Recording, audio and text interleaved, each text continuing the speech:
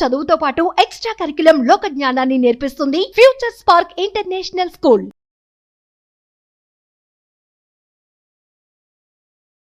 ఈ క్షణం పోవడానికి సిద్ధంగా ఉన్నాను. ఇప్పుడు మీతో మాట్లాడుతున్నాను, నేను బయటకు పోతానో లేదు, అలాగే పోవాలి అని నా కోరిక. గమ్మత్ ఏంటంటే నాకు డ్యూయట్స్ వస్తున్నాయి. కారణం నేను చెప్పను, కానీ రిటైర్ అయ్యేటప్పటికి నా జేబులో నా బ్యాంకులో 2,500 3,000 రూపాయలు ఉన్నాయి. 5 రోజులు చాలు మేడం నాకు. ఒక సెకండ్ సాటర్డే అంటే కొన్ని కోరికలకు మనం మామూలుగా అంటుంటాం, కానీ సాధ్యం అవుతుందో కాదో కానీ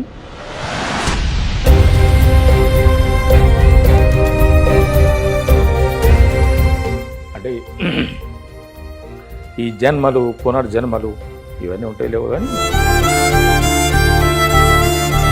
మళ్ళీ వాళ్ళ తల్లిదండ్రులు కావాలి.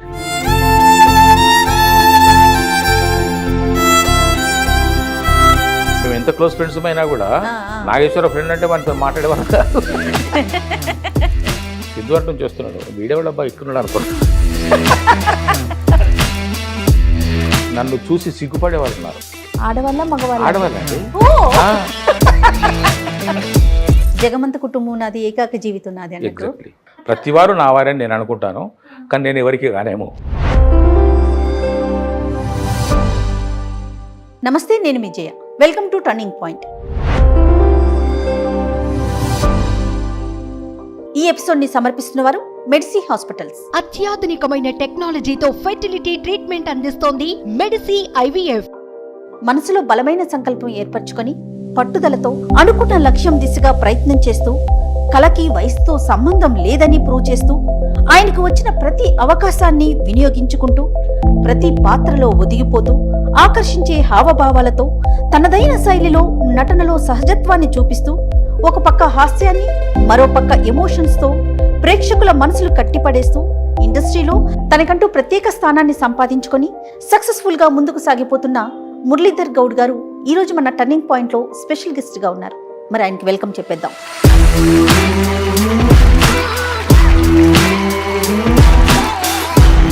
ఎలా ఉన్నారు గురువు గారు? చాలా బాగుంది. చాలా బిజీగా ఉన్నట్టున్నారు. చాలా కాదు కానీ బిజీగానే. యాక్చువల్గా మనకి ఇంటి పేరుతో మనం పిలుచుకుంటాం పలానా ఇంటి పేరు అని, కానీ డీజే టిల్లు ఫాదర్ అనేది మీకు ఒక నానుడు వచ్చేసింది. ఎవరికి చెప్పినా ఏం చెప్పినా, ఈరోజు నేను ఒక ఇంటర్వ్యూ చేస్తున్నానని ఇంట్లో చెప్పా, ఎవరో అని అడిగారు, ఇట్లా మురళీధర్ గౌడ్ గారు అన్న. అట్లా ఎస్ బ్లాంక్గానే లేదు డీజే టిల్లు ఫాదర్ అని ఒకలాంటి బ్లష్ అనమాట. సో అంతలా మీకు పేరు తెచ్చిపెట్టింది కదండి.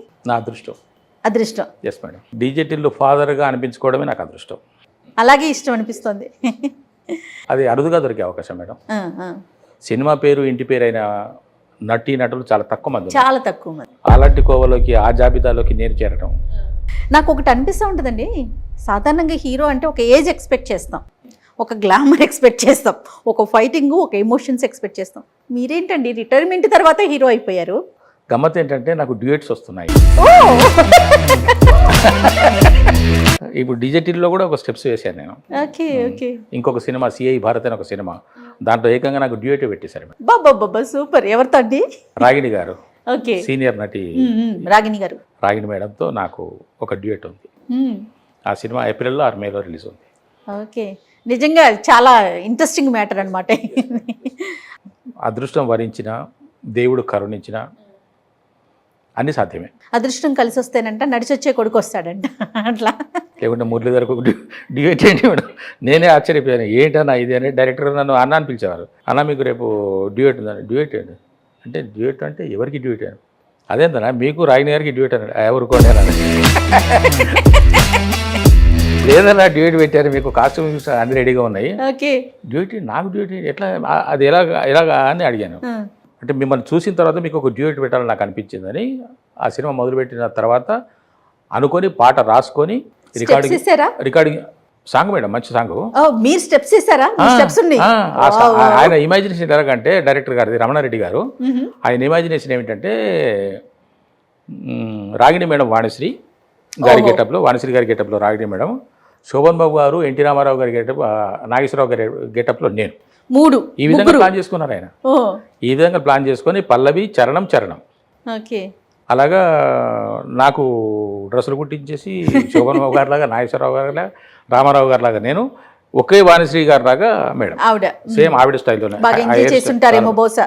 ఒకటే రోజు షూట్ అయిపోయింది మేడం, సాంగ్ ఒక రోజు చేసేసారు. ఆవిడ కూడా సీనియర్ మోస్ట్ ఆర్టిస్ట్ కదండి, చాలా నెంబర్ ఆఫ్ సీరియల్స్ చేశారు, బుల్లితెర నటి ఆవిడ. ఇంకా అది కాకుండా ఏం ప్రాజెక్ట్స్ చేస్తున్నారండి ప్రెజెంట్? అది కాకుండా అంటే కొన్ని సినిమాలు సెట్స్లో ఉన్నాయి మేడం. నేను దాదాపుగా ఒక 10-15 సినిమాలు ఇప్పుడు చేసి ఉన్నాయి, రిలీజ్కి ఉన్నాయి. అవి డేట్స్ కోసం చిన్న సినిమాలు. ఓకే, అవి ఎన్ని వస్తాయో ఎలా వస్తాయో తెలియదు మేడం. వెబ్ సిరీస్ కూడా చేస్తా ఉన్నారా? వెబ్ సిరీస్ కూడా చేస్తున్నాను మేడం. నెలలో ఎన్ని రోజులు పని చేస్తున్నారండి మీరు రిటైర్ అయిపోయిన తర్వాత? నేను పదే ఈ మాట ఎందుకంటున్నానంటే మేడం అనండి, ఒక ఉత్సాహం అన్నమాట మాలాంటి వాళ్ళందరికీ. మీరే ఇంత వర్క్ చేస్తుంటే మేము ఎంత చేయాలి? 10 రోజులు గ్యాప్ తీసుకుంటున్నాను మేడం. నెలలో 10 రోజులు దొరుకుతుందా? గ్యాప్ దొరుకుతుంది. ఓకే, అది కూడా ఫుల్ఫిల్ చేయాలని నా కోరిక. ఆ 10 రోజులు కూడా? ఓ మై గాడ్, 5 రోజులు చాలు మేడం నాకు. 5 రోజులు, ఒక సెకండ్ సాటర్డే, 4 సాటర్డేస్ సరిపోతుంది చాలు. 5 రోజులు అంటే ఎలా అనిపిస్తుంది అంటే, ఒక 2 రోజులు కంటిన్యూస్గా షూట్స్ ఉన్నాయి అనుకోండి, అబ్బా ఒక్కరోజు రెస్ట్ తీసుకుందాం, ఫ్యామిలీతో గడుపుతాం, బయటికి వెళ్దాం, లేదంటే పర్సనల్ ఎంజాయ్మెంట్ ఏదన్నా చేసుకుందాం. మీకు అట్లా ఏమనిపించదా? మీకు ఫ్రెండ్స్ కానీ, ఎంజాయ్మెంట్ కానీ, ఫ్యామిలీ కానీ ఎవరు లేరు. Always I feel I'm alone. నేను ఎప్పుడు ఒంటరి వాడిని అనే జాగ్రత్తతోనే ఉంటాను. నా వెనక ముందు ఎవరు లేరు అనే ఫీల్తో ఉంటాను నేను. ఉన్నారు అందరూ, ప్రపంచమంతా ఉంది, మీరున్నారు, మన వాళ్ళు ఉన్నారు, అందరూ ఉన్నారు నా వెనకాల, నన్ను ఆశీర్వదిస్తూ, నన్ను వెన్నుదట్టి ప్రోత్సహిస్తూ, నాకు అండదండగా తోడు నీడగా ఉన్నవాళ్ళు వందలాది వేలాది మంది ఉన్నారు. ఇప్పుడు లక్షల్లో అభిమానులు ఉన్నారు చెప్పొచ్చు మేడం.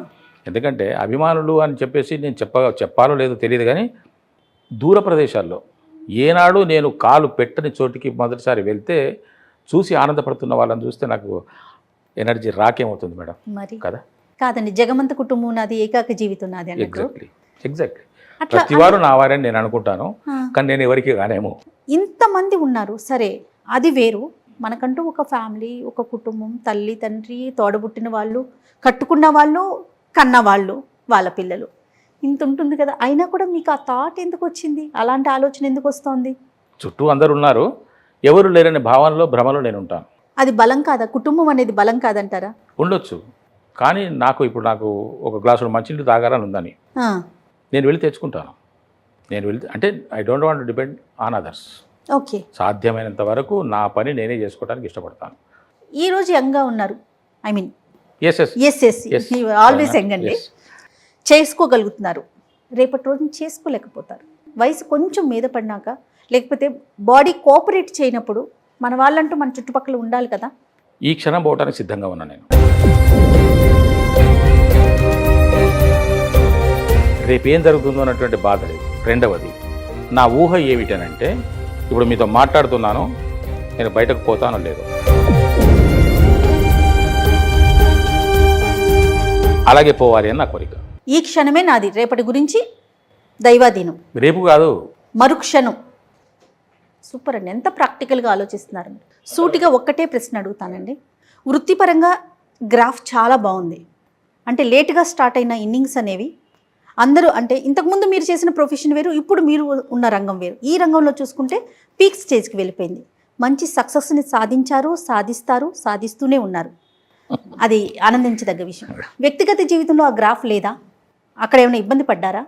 అంటే చెప్పొచ్చు అనుకుంటే, మీ మాటలను బట్టి నేను అడుగుతున్న ప్రశ్న అంతే. ఇప్పుడు మా నాన్నగారికి మేము 5 సంతానం. ఒక వయసు వచ్చిన తర్వాత మా పని మేమే చేసుకోవాలి కదా. మా తండ్రి గారి మీద ఆధారపడి ఉంటాను అని అంటే కరెక్ట్ కాదు.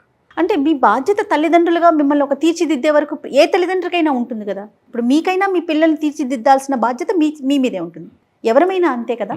అంతే. కానీ మరి అంటే మీరే చూసుకోవాల్సిన పరిస్థితి ఎందుకు వచ్చింది అప్పటి పరిస్థితులా? అంటే ఒక వయసు వచ్చిన తర్వాత ఎవరి పని వాళ్ళు చేసుకోవాలి. మా అమ్మ నాన్నలను చూసుకుంటూ మా జీవితం మేము గడుపుకోవాలి. నేను అమ్మ నాన్నల మీద ఆధారపడి ఉండడం కరెక్ట్గా. అవును. ఆర్థిక ఇబ్బందులు, పస్తులు ఉండటాలు, ఇవన్నీ చూసారా మురళీధర్ గారు మీరు? చిన్నప్పుడు చూశాను మేడం. 1974లో సిద్దిపేట డిగ్రీ కాలేజీలో నా గ్రాడ్యుయేషన్ అయిపోయింది. BA చదువుకున్నాను, BA పాస్ అయ్యాను. ఆ తర్వాత పోస్ట్ గ్రాడ్యుయేషన్ చేద్దామనంటే మా నాన్నగారికి అంత ఆర్థిక స్తోమత లేదు. గ్రాడ్యుయేషన్ చేయించడమే ఎక్కువ కదా, మీరు ఎన్నో వారండి? నేను ఫస్ట్ వన్. రైట్. అప్పుడు ఆ పరిస్థితిలో అక్కడ ఇక్కడ కొన్ని అప్పు సప్పులు చేసేసి మా నాన్నగారు ఒక బ్రాందీ షాప్ పెట్టారు. 900 రూపాయల పెట్టుబడి, 900 ఆయన పెట్టింది. అది కూడా అప్పు చేసి. License fee 4500 madam. అప్పుడు 1974లో 4500 రూపాయలకు బ్రాండీ షాప్ లైసెన్స్ ఇచ్చేవారు. ఆ 4500 రూపాయలు ఒక పెద్ద ఆయన మాకు మా నాన్నగారికి ఇస్తే ఆయన వెళ్ళి లైసెన్స్ తెచ్చుకున్నాడు. లైసెన్స్ తెచ్చుకున్న తర్వాత స్టాక్ తెచ్చుకోవడానికి డబ్బులు లేవు ఆయన దగ్గర. ఒక బీరు సీసా కొనడానికి డబ్బులు లేవు. హైదరాబాద్కి వచ్చి ఆ డబ్బులు స్టాక్ తీసుకొని పోయి అక్కడ మనం అమ్ముకోవాలి మా ఊర్లో. ఓకే. లైసెన్స్ తెచ్చిన తర్వాత ఆయన కన్ఫ్యూజ్ అయిపోయాడు. అరే అవును లైసెన్స్ వచ్చింది, మరి స్టాక్ ఏది అంటే, అవును మరి స్టాక్ కావాలి కదా అంటే, అప్పుడు మా తాతగారు ఉండేది నర్సగౌడ్ అని, మా బంధువులు తాతగారు. ఆయన దగ్గరికి వెళ్ళి కాక నాకు ఒక 1000 రూపాయలు కావాలంటే, 1000 రూపాయలు అంటే గొప్ప విషయం. 1000 రూపాయలా అన్నాడు ఆయన సడన్గా. అవును అంటే 1000 రూపాయలు లేవని ఆ ఓటు చేసి 900 రూపాయలు ఇచ్చాడు ఆయన. ఆ 900 రూపాయలు తీసుకొచ్చి నా చేతిలో పెట్టి మా నాన్నగారు హైదరాబాద్కు వెళ్ళి స్టాక్ కొనుక్కోనరా. ఓకే. ఎంత దూరం అండి మీ ఊరికి హైదరాబాద్? 85 కిలోమీటర్స్. రైట్. 85 కిలోమీటర్స్. ఆ విధంగా స్టార్ట్ చేశాను నేను. ఓకే. 900 రూపీస్ స్టార్ట్ చేసి. మీరు కూర్చునే వాళ్ళ షాప్లో? నేనే కూర్చున్నాను. మీరే కూర్చున్నారా? 1975లో నేను కూర్చుంటే, అది ముందు బ్రాంతి షాప్ పెట్టుకున్నాను. బ్రాంతి షాప్ పెట్టుకున్న తర్వాత బాగా నడిచింది. బాగా నడిచి మేము కుదురపడ్డాం. మా ఫ్యామిలీ కుదురపడలేదు. ఫైనాన్షియల్గా బ్రహ్మాండంగా తింటున్నాం, తినగలుగుతున్నాం. వెనకేసుకోకపోయినా పోగేసుకోకపోయినా తినగలుగుతున్నాం. ఆ టైంలో దాన్ని కొంచెం డెవలప్ చేసిన బార్ అండ్ రెస్టారెంట్ పెట్టాను. విస్తరించాను దాన్ని. Next step. ఎస్ మేడం, విస్తరించాను. 82, 83కి వచ్చేటప్పటికి బ్రహ్మాండమైనటువంటి స్థాయికి వెళ్ళిపోయింది. అదేవిధంగా నాకు రోజు దీవెనలు.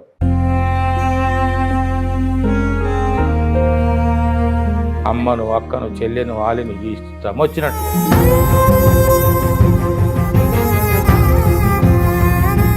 మామూలుగా అంటే క్షోభపడేవాడిని నేను. నిద్ర పట్టేది కాదు, భయం వేసేది.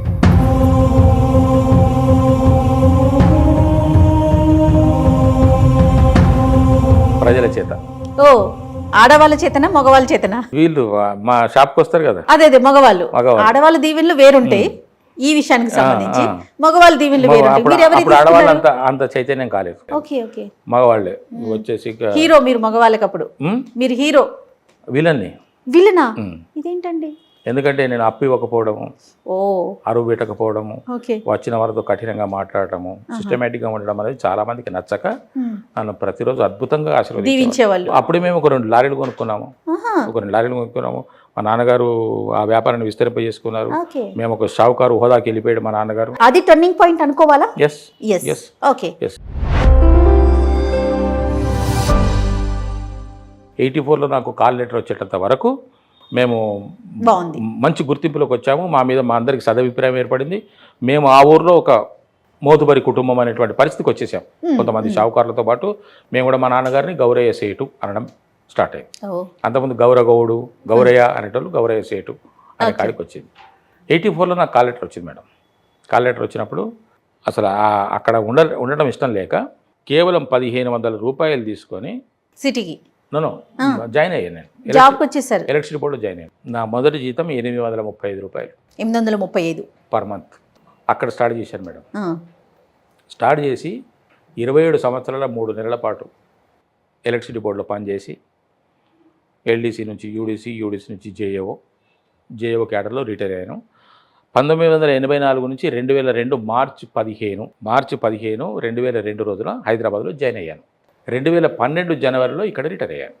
ఓకే. 10 సంవత్సరాలు ఇక్కడ పనిచేశాను. 17.5 సంవత్సరాలు అక్కడ పనిచేశాను. రిటైర్ అయ్యేటప్పుడు నా జీతం 67,000. కారణం నేను చెప్పను కానీ రిటైర్ అయ్యేటప్పటికి నా జేబులో, నా బ్యాంకులో 2,500, 3,000 రూపాయలు ఉన్నాయి. మళ్ళీ జీరో. జరిగింది అంతే. అప్పులు చేయటమా, లేకపోతే మీకు ఏమైనా హ్యాబిట్స్ ఉండటమా, లేకపోతే ఫ్యామిలీ? నాకు హ్యాబిట్స్ లేవు. హ్యాబిట్కి నేను చాలా దూరం. హ్యాబిట్స్ అంటే టచ్ చేస్తాను అంతే తప్ప. కాదండి, ఇప్పుడు గవర్నమెంట్ ఎంప్లాయీ, మీరు ప్రైవేట్ సెక్టర్ అన్నా ఏమన్నా కొన్ని ఇట్లా అటు ఇటు అవుతుందేమో. కరెక్ట్గా నెల వచ్చేసరికి జీతం పడిపోతుంది. మనకి ఎంత వస్తుందో తెలుస్తుంది. దాన్ని బట్టి మనం ఖర్చులు పెట్టుకుంటాం. అయినా సరే చేతులు చిల్లిగా ఉన్నాయి. 2,500. సారీ, చిల్లిగవ్వ కాదు, 2,500 ఉన్నాయి.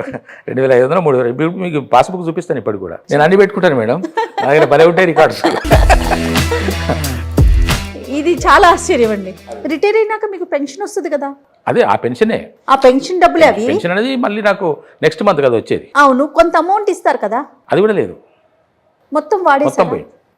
ఇచ్చిన చెక్ కూడా అది డెబిట్లోకి వెళ్ళిపోయింది. అది ఇక్కడ క్వశ్చన్ మార్క్ వేసుకోవాలా, మీరు ఆన్సర్ చెప్తారా?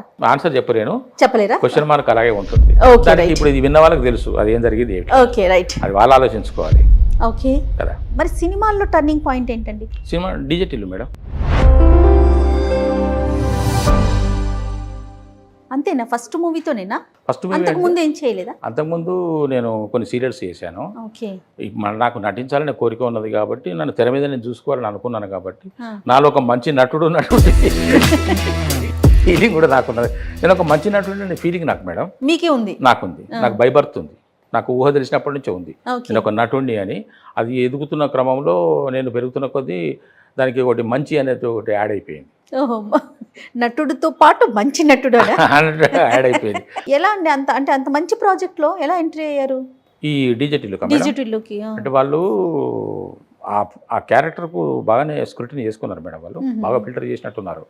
అంటే అక్కడ వాళ్ళు 3 క్వాలిఫికేషన్స్ కోరుకున్నారు ఒక ఆర్టిస్ట్కి. ఒకటి ఆ యాక్టర్ అయితే సిద్ధు ఉన్నాడో అతనికి ఫాదర్ అంటే కరెక్ట్గా మ్యాచ్ అయ్యేలాగా ఉండాలి, తెలంగాణ భాష బాగా మాట్లాడగలిగి ఉండాలి, ఫ్లూయెన్సీ బాగుండాలి, కొంచెం మారుమూల లాంగ్వేజ్ లాగా ఉండాలి అనేది ఒకటి, తర్వాత మంచి పర్ఫార్మర్ ఉండాలి అని చెప్పేసి వాళ్ళు అనుకున్నారు. ఓకే. వాళ్ళు బాగానే చూసినట్టున్నారు. వాళ్ళు సినిమా షూటింగ్ డేట్ దగ్గరికి వస్తుంది, ఈ క్యారెక్టర్ ఏమో బాగా బలంగా ఉన్నది, మరి ఎవరని చెప్పేసి అనుకున్న టైంలో వాళ్ళు అంటే దేవుడు మనకు ఒక వరం ఇవ్వాలి అనుకుంటే డైరెక్ట్గా ప్రత్యక్షమై కోరుకో అన్నాడు. ఇప్పుడు నేను ఈ విధంగా చేయాలంటే జయమేడం వచ్చారు నాకు, నా మనసులో భావాలు తెలుసుకోవడానికి జయమేడం వచ్చారు. అలాగా తరుణ్ భాస్కర్ గారిని వాళ్ళు సంప్రదించారు. సార్ ఇట్లా ఉన్నది అని అంటే ఆయన సింపుల్గా, అంతకుముందు నేను తరుణ్ భాస్కర్ గారు ఒకటి చిన్నది షార్ట్ ఫిల్మా కాదు మేడం, వెబ్ సిరీస్లో ఒకటి చిన్నది ఒక ఎపిసోడ్ చేస్తున్నాం, అది వేసి చూపించాడు ఆయన.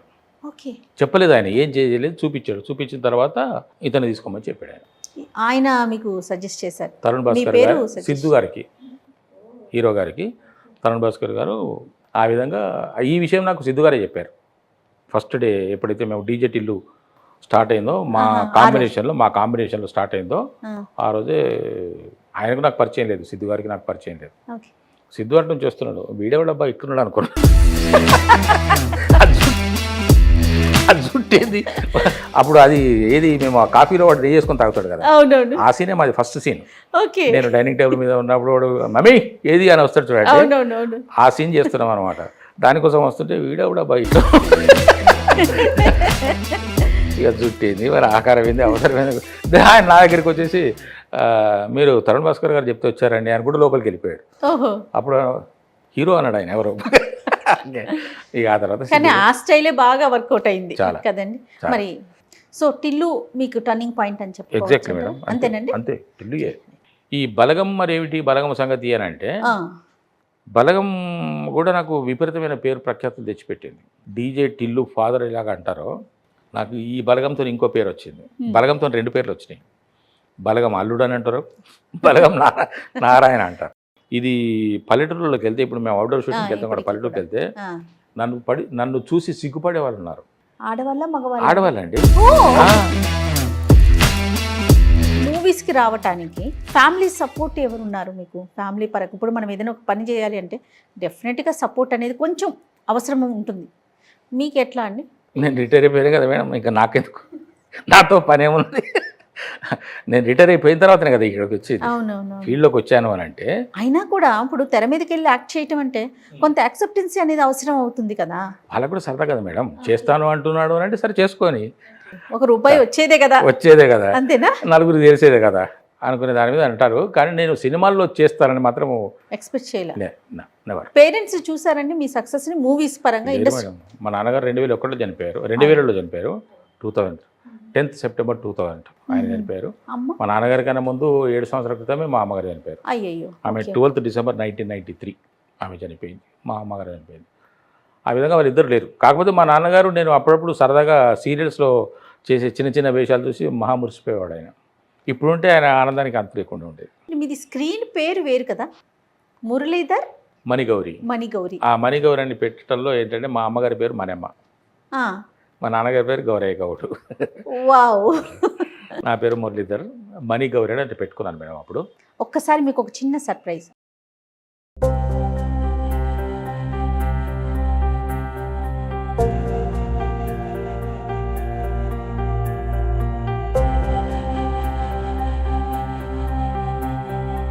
మీరు ఎవరిలాగా ఉన్నారా అని చూస్తా ఉన్నా నేనైతే. నాన్నగారా, ఈ సక్సెస్ ని కొంచెం చూడగలిగినట్లయితే బాగుండేదేమో మిమ్మల్ని పెద్ద స్క్రీన్ మీద. చాలా బాగుంది, చాలా కష్టపడ్డాను మేడం.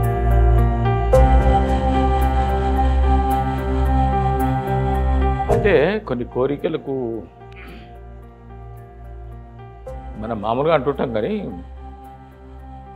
సాధ్యం అవుతుందో కాదో కానీ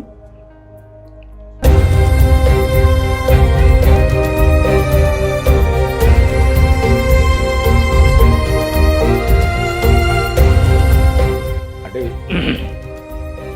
ఈ జన్మలు పునర్జన్మలు ఇవన్నీ ఉంటాయి లేవు కానీ మళ్ళీ వాళ్ళ తల్లిదండ్రులు కావాలి.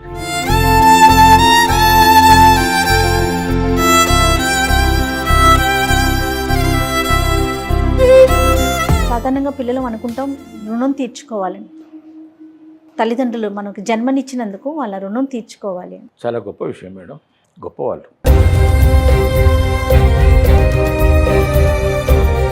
ఆ అవకాశం మీకు దొరికిందా? లేదు, దొరకల. అబ్బో ఇవ్వలేదు.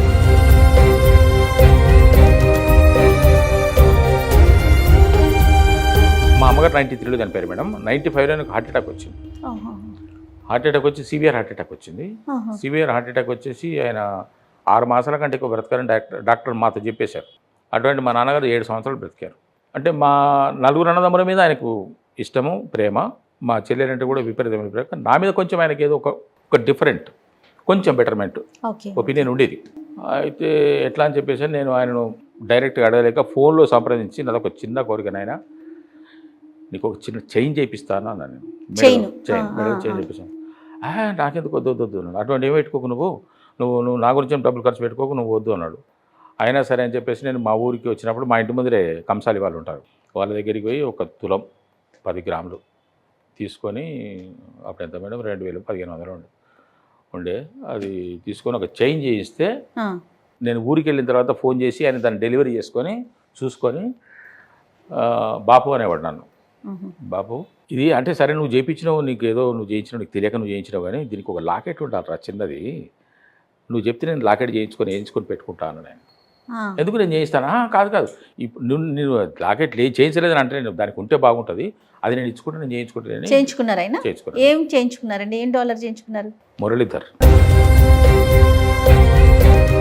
కృష్ణుడి బొమ్మ వేయించుకున్నాను నేను.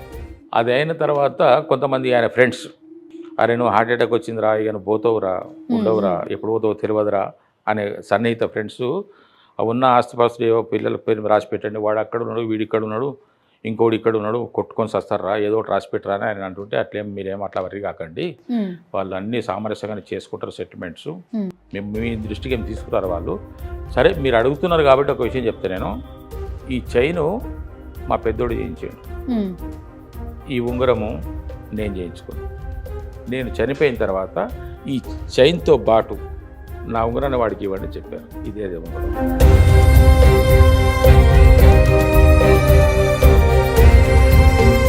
కుటుంబంకి సంబంధించి ఇంకొక బయట ఉందండి, ఒకసారి చూద్దాం మీ గురించి ఏం మాట్లాడుతున్నారు.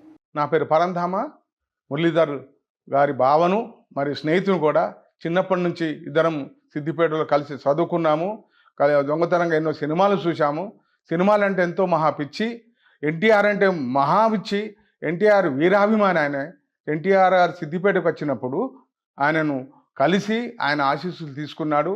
భుక్తి కోసం ఉద్యోగరీత్యా వనపర్తి వెళ్ళినా కూడా ఆయన కోరిక చావలేదు. సినిమాల మీద పిచ్చితో ఉద్యోగం విరమైన తర్వాత సినిమాలను వెతుక్కుంటూ వెళ్ళాడు.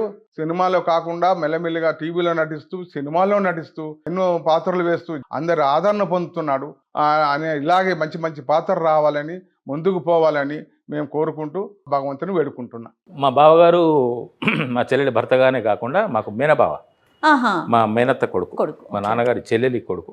చాలా విషయాలు చెప్పారండి. ఈ దొంగతనంగా సినిమాలు చూసేవాళ్ళం అనేసి. మేము సేమ్ ఏజ్ గ్రూప్ మేడం. ఆహా. ఏ సినిమాలకి వెళ్ళిపోయేవారండి? ఎలాంటి సినిమాలు చూసేవారు? రామారావు గారి సినిమాలు ఎక్కువ చూసేవాళ్ళం. ఇష్టం అనుకుంటా మీకు రామారావు. సిద్దిపేటలో విక్టర్ టాకీస్ అని ఇప్పుడు లేదు, ఇంతకుముందు విక్టర్ టాకీస్ పక్కనే వెళ్ళిళ్ళు, దాదాపు కొద్ది దూరమే. ఆ విక్టర్ టాకీస్, బాలాజీ టాకీస్లో మా సిస్టర్కి మా నాన్నగారు సంబంధాలు చూస్తుంటే కూడా నేను బాగుండగా ఇంకా వేరే సంబంధాలు అని మా చెల్లెలు ఇంకెవరికి చూపించకూడదని చెప్పి ఒక పెళ్లి సంబంధం తీసుకొచ్చి క్యాన్సిల్ చేయించాను. ఈయనకే ఇచ్చి చేయాలని. ఈరోజు మా చెల్లెలి పేరు స్వరూపరాణి, ఆ పేరు కూడా నేనే పెట్టాను ఆమెకి. అయితే ఆయన వేరే సంబంధం తీసుకొస్తే వద్దు నాయన, ఎందుకు బావ ఉన్నాడు కదా అంటే, ఏమోరా మరి వాడు ఏందో అని అంటే, నేను బావతో నేను మాట్లాడతాను అని చెప్పేసి అని ఆ సంబంధాన్ని, అంటే మా చెల్లెని ఇంకా వేరే వాళ్ళు ఎవరు చూడకూడదు మా బావ క్యాన్సిల్ చేయించి. రామారావు గారితో ఫోటో దిగేవన్నారు కదా, ఆ ఎక్స్పీరియన్స్ ఏంటి? అప్పుడు ఎలా అనిపించింది? ఫస్ట్ టైమా ఆయన చూడటం? ఆయన చూడటం ఫస్ట్ టైం మేడం, రామారావు గారిని చూడటం ఫస్ట్ టైం. అసలు మీకు ఎవరైతే ఇష్టమో ఆయన్ని ప్రత్యక్షంగా చూశారు? మేమే రప్పించాం మేడం మా సార్ని సిద్దిపేటకి. అంతకుముందు నాగేశ్వరరావు గారు వచ్చారు మా డిగ్రీ కాలేజీకి. నాగేశ్వరరావు గారిని వేరే వాళ్ళు ఏదో సందర్భంగా తీసుకొచ్చారు. తీసుకొస్తే మాలో పంతం పెరిగింది. నాగేశ్వరరావు అప్పుడు ఈ చాలా భేదాభిప్రాయాలు ఉండేవి మాకు. మేము ఎంత క్లోజ్ ఫ్రెండ్స్ అయినా కూడా నాగేశ్వరరావు ఫ్రెండ్ అంటే మనతో మాట్లాడేవారు కాదు. మళ్ళీ అందరం కలిసి ఒక హోటల్కి వెళ్ళటం, ఒక కాలేజీకి వెళ్ళటం, ఒక క్లాస్లో కూర్చోవడం జరిగినా కూడా నాగేశ్వరరావు గారి ఫ్రెండ్స్ వేరు, అట్లా ఉండేది. అటువంటి నాగేశ్వరరావు గారిని తీసుకొచ్చారంటప్పటికి మాలో పంతం పెరిగి మేము రామారావు గారిని కూడా తీసుకురావాలని చెప్పేసి అని దానికి ఒక చక్కటి ప్లాన్ వేసేసి, తనకు పెద్ద షెడ్యూల్ వేసేసి తీసుకొచ్చారు. బాలాజీ థియేటర్ అని ఇప్పటికి ఉంది సిద్దిపేటలో.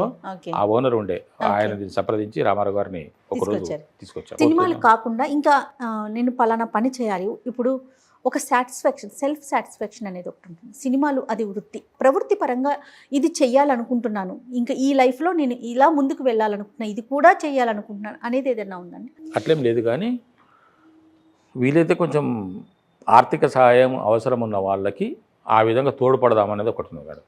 ఇంకా ఎక్కువ ఏం చేసే అవకాశం కనపడటం లేదు. చేయాలని, సో ఆ శక్తిని భగవంతుడు ఇవ్వాలని కోరుకుంటున్నాను. ప్రతి జీవితంలో ఎత్తు పల్లాలు ఉంటాయండి, కష్ట సుఖాలు ఉంటాయి. ఎదుర్కొని నిలబడిన వారే మురళీధర్ గౌడ్ లాంటి వారేమో బహుశా. సో టర్నింగ్ పాయింట్లో స్పెషల్ గెస్ట్గా మేము ఇన్వైట్ చేసిన వెంటనే మీరు ఒప్పుకొని ఈ షోకి వచ్చినందుకు డెఫినెట్గా ప్రతి ఒక్కరి జీవితంలో ఒక టర్నింగ్ పాయింట్ ఉంటుంది. అది టచ్ చేసే ప్రయత్నమే సుమన్ టీవీ ద్వారా ఈ టర్నింగ్ పాయింట్ అండి. అండ్ మోరల్గా అంటే మీరు ఏం చెప్పదలుచుకున్నారు? అంటే ఇండస్ట్రీకి వచ్చే వాళ్ళకి సంబంధించి కావచ్చు, కష్ట సుఖాలని ఎదుర్కొనే వాళ్ళకి సంబంధించి కావచ్చు. శ్రద్ధతో కూడిన శ్రమ పడాలి, ఓర్పు ఉండాలి, ఒక లక్ష్యం ఉండాలి, ఆ ప్రయాణంలో జరిగే వాటిని తట్టుకోగలిగే నిబ్బరం ఉండాలి. టైమే తెలియలేదండి, చాలా మంచి మంచి విషయాలు నా ద్వారా ప్రేక్షకులకు అందిస్తున్నానన్న ఒక సంతోషం, ఆనందం, చాలా సంతోషం అండి. Thank you so much.